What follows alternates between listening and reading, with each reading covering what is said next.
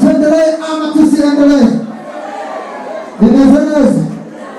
Nyamati mzungu nyamati namu. Kuka mrongo. Au ni kama mnabu.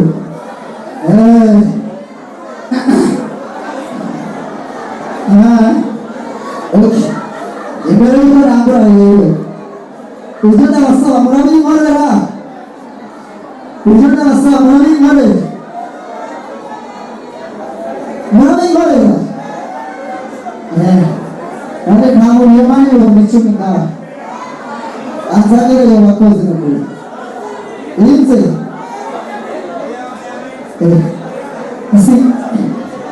Inse presto. Kana ni jasiri. Nilamia ni mikro ni rora ni shikigo. Kugira ngo nivugutire neza. Sibona. Ni mumani kurasa film za mukozi. Mukozi kasati. Akakameraman yero manga hezaki. Na mama foto ye namo simoni foto ni msifaa. Muzo kosi marafu.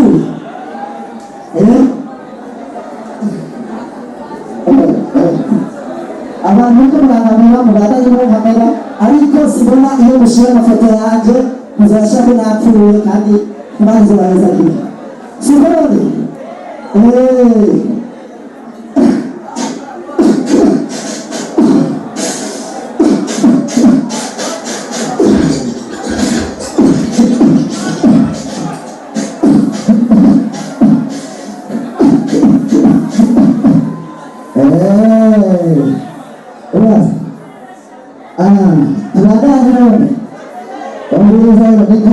Sita.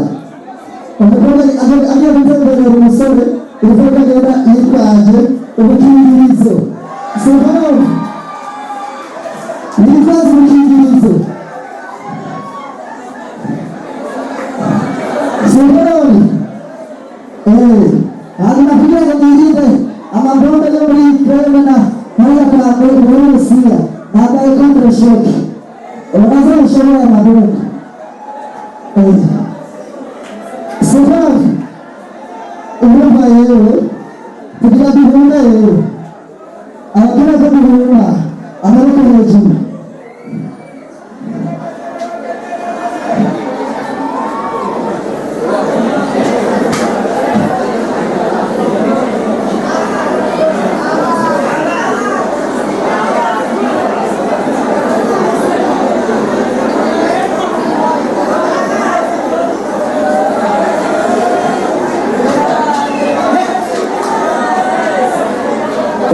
ana magrenada morako sita nifuata akasema nikafuata sinaenda Yesu kila zila jumano na sina yule wewe kama utavuga mtavile da ana mkuingia na mtwenga mshabureza mtwenga simboni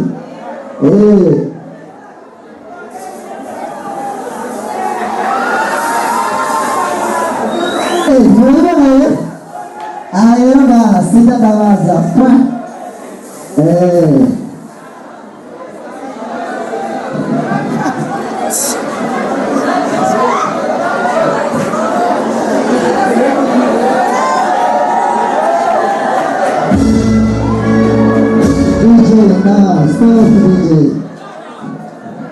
umwanya reka nkore johera abantu umwanya none johera umwanya mwayera ndio ndakora nini Chris Brown ni wazi kujana na Chris Brown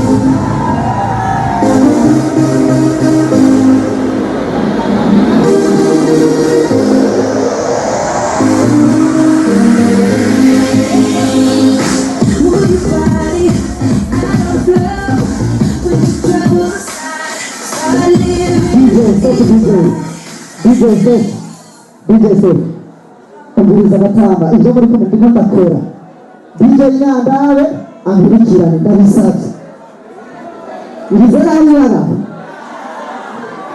DJ nkurikirane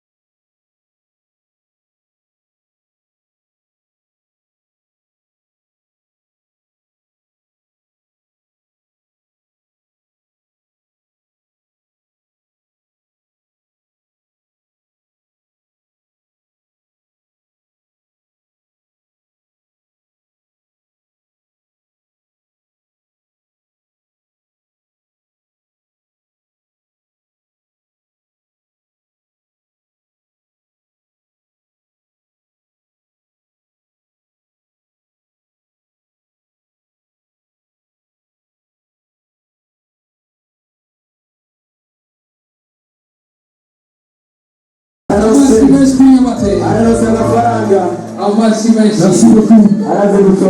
Merci beaucoup. Agaruke. Awake bagaruka tunapiga nduru. Merci. Bakari tunapiga nduru tena. Amasina yitwa Nyamate.